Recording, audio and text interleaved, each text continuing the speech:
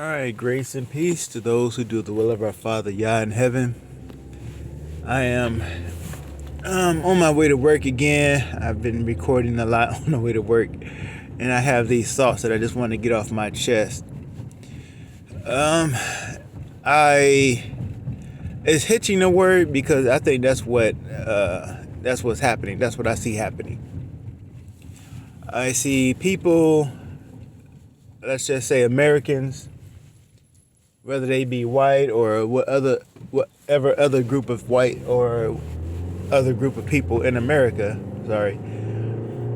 there may be, I see them hitching their wagons to black so-called black people in America. And this is it's been on my mind for a while, and it is getting more grievous by the day. Because whatever agenda I see that somebody has to push or that somebody wants to push, they try to make black people the face of it, or at least the not the mascot, but just a major part of it. I'll say face.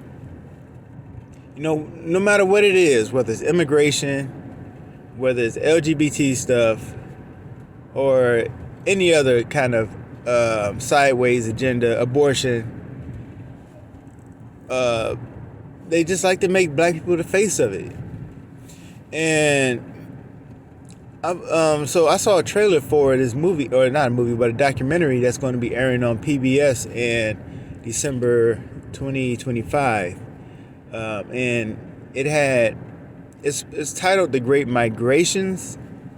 Now, there is a historical event called The Great Migration that has to deal with black people moving from the south to the north.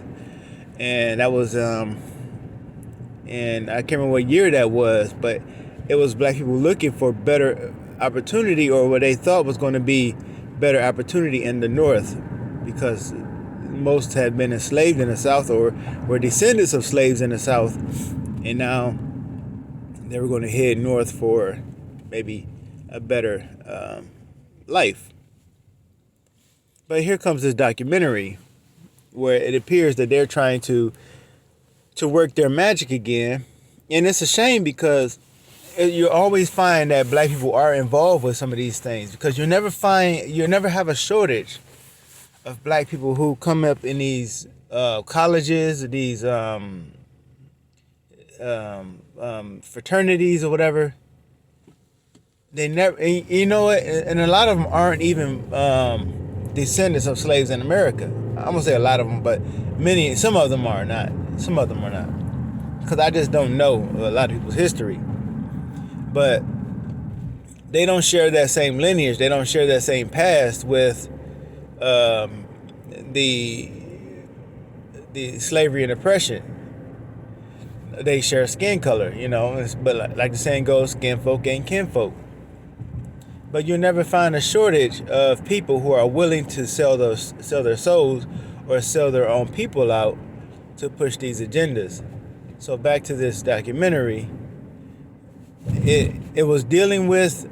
It started off as if it was dealing with, or at least the trailer. I can't say, I haven't seen the documentary yet, but the trailer started off like it was dealing with the Great Migration. But then again, the title is called The Great Migrations, it's plural, and that is something that we've never heard of before. There was no plural Great Migrations. So what is this talking about?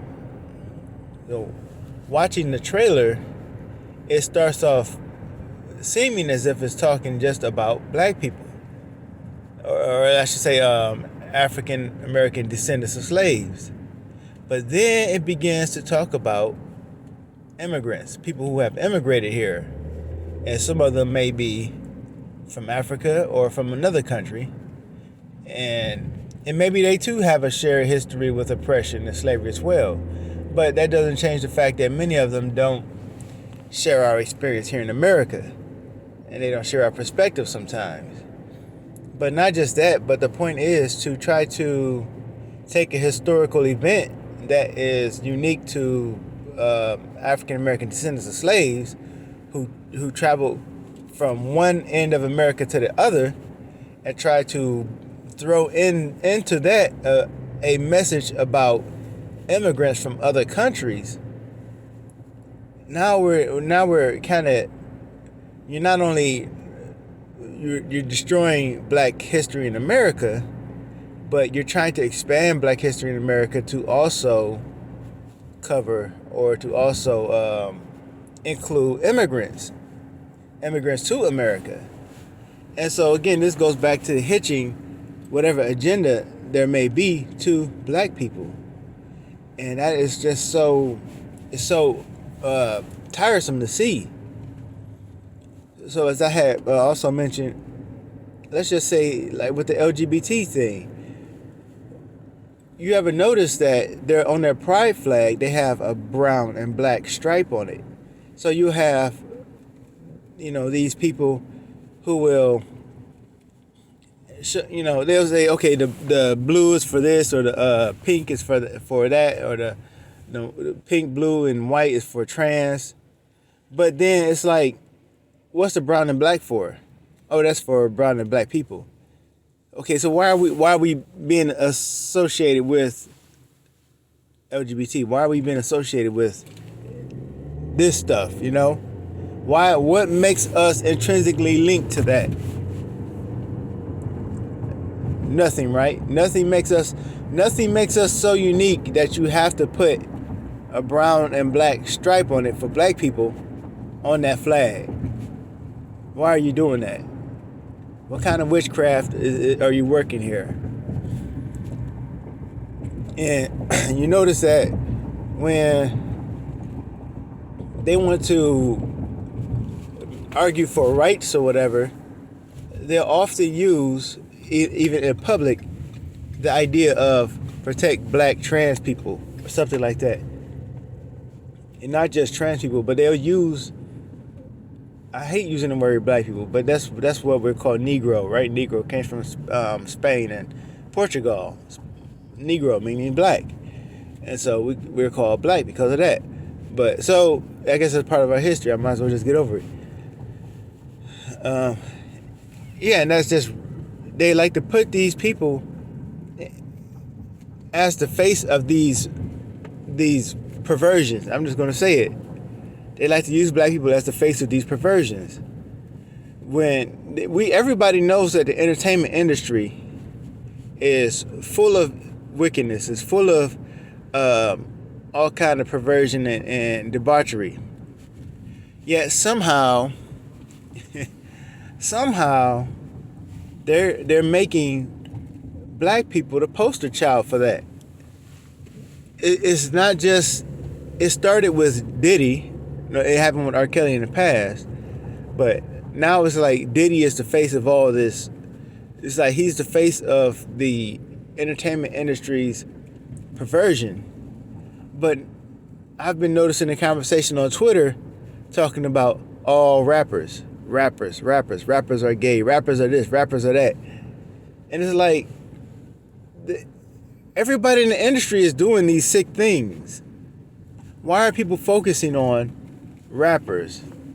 And I do mean that these are non-Black people who are just like obsessed with talking about this stuff and highlighting the wickedness and the perversion that's happening. But I never heard them make a peep about it until Diddy got exposed. Now it's like it's all they can talk about, because now Black people have become the face of this perversion. Because Hollywood successfully, or the entertainment industry successfully, got Black people to make themselves, or to participate and make themselves the face of this stuff. And so even with abortion, did I mention abortion too? Yeah, they often use Black women as, even, and abortion is disproportionately killing Black children. Even though we're a small percentage of the population, they focus their so-called Planned Parenthood or not abortion rights, whatever it's called. They put some benevolent name on it, something care, I don't know. It sounds benevolent, but it's black genocide. That's all it is. It's killing. It's killing the children before they are able to.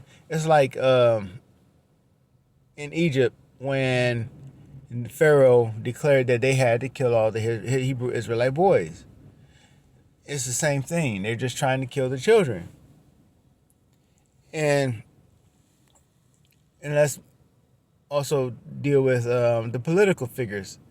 And there are prime examples that really just irritate me. I really hate to see black people in any kind of federal, like when they're out there on camera in front of everybody.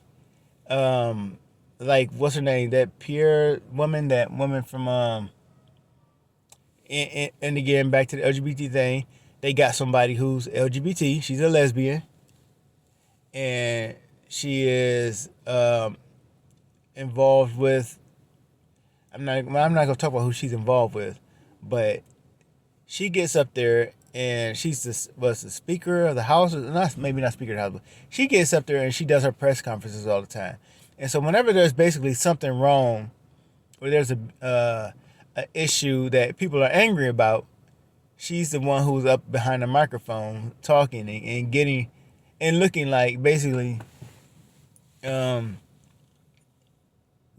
hate is going to be directed at her, you know, and or she's becoming the face of all the problems that are in America. And there was another, was he the Secretary of Defense? Like I said, I hate to see black people in that position. Colin Powell had it right. He got out of there. I'm glad he did because he saw the bullcrap that was happening. He got out of there. But they can find people who don't have any kind of backbone, or who don't have any kind of problem with making other black people look bad, and that's exactly what he's doing by supporting, or at least being the Secretary of Defense. You see all this, you have to know what other nations are doing out there with our weapons and with our money. And for you to stand behind that, you become the face of that problem. And so it's no longer the people who are American who will tell you to your face that this country was built for Europeans by Europeans. And that was a quote that I actually saw on Twitter or X. They didn't say just European, they said white too. So I'm like, okay, well, you can have this place. You know, why are we putting ourselves in a position where we are where they're hitching the problems to us, hitching the wagons to us? And so back on the immigration thing really quick before I wrap this up. So there was a problem with Venezuelan gangs for a while, or at least that came up. But now suddenly, whether it's true or not, the immigration problem is becoming all about Haitians. And I guess I never, to my knowledge, I've never seen a Haitian like in like real life, but from what I understand, that they are not very distinguishable from us over here in America. And so maybe that's the reason why they're getting so much focus. And people are saying, oh, they're stealing people's pets and eating them. There's all this fear mongering about Haitians. But even if that did happen, I'm sure that was just some very, very rare and isolated incidences. It's not like all of them are stealing people's pets and doing this kind of stuff. And it's not like other immigrants aren't doing worse things to actual people, you know? But this is what people are focusing on because, you know, they happen to look like, from what I understand, they happen to look like African Americans. And so now we're becoming the face of the immigrant problem, which goes kind of back to that documentary I was talking about. They're kind of trying to blend our history with an immigration history. And we don't have an immigration history. We didn't immigrate to America, you know, which is crazy because every other, Everybody else on the land that is called America, everybody else came here of their own free will. Now you can make an argument that the Irish were sent here, not all the Irish, but some of the Irish as indentured slaves or indentured servants, where they had to work off a debt or they had to work for something and then they were reimbursed. They were free after they served that time. They were not chattel slaves. But you can argue that maybe they didn't come here by their free will and choice, but they were not the ones who were perpetually enslaved on this land against their will, and their children born into being somebody else's property and then oppressed for the rest of the 400 years here, where people are still being found with ropes around their necks. And I refuse to believe that any black man would choose to self-delete in that way. So they can gaslight us on that, but I refuse to believe that. And I know this video is probably going on pretty long, so I'm going to try to wrap this up. Plus, my voice is starting to hurt. So I think I've gotten everything off my chest. Oh, wait a minute. But all of this reminds me of, I wanted to say, all this reminds me of Jeremiah, I believe it's chapter 50, verse 20. And that goes, and in those days, and in that time, saith the Lord, the iniquity of Israel shall be sought for, and there shall be none, and there shall be none. And the sins of Judah, and they shall not be found, for I will pardon them whom I reserve. So it reminds me of that verse. I know it may not be the exact same situation, or it might not be an end time prophecy, but I think it fits because people are looking for the guilt. Like these people still haven't recovered from the fact that Obama, a dark-skinned person from Kenya or whatever, was president. They still going crazy about this guy. Every time they talk about him like he's Satan behind the curtains. They won't let go of the idea that he's the Antichrist, or that he's still a problem. Like, this man has moved on with his life. He was president many years ago, but almost how many years ago? 2008, a long time ago. So why are they still obsessed with him and his wife supposedly being trans? That's still an obsession for people. They have never recovered from that, and they never will. That's crazy. So anyway, to those who do the will of our Father in heaven, may our Lord and Savior Jesus Christ, Yahweh Shai, bless you.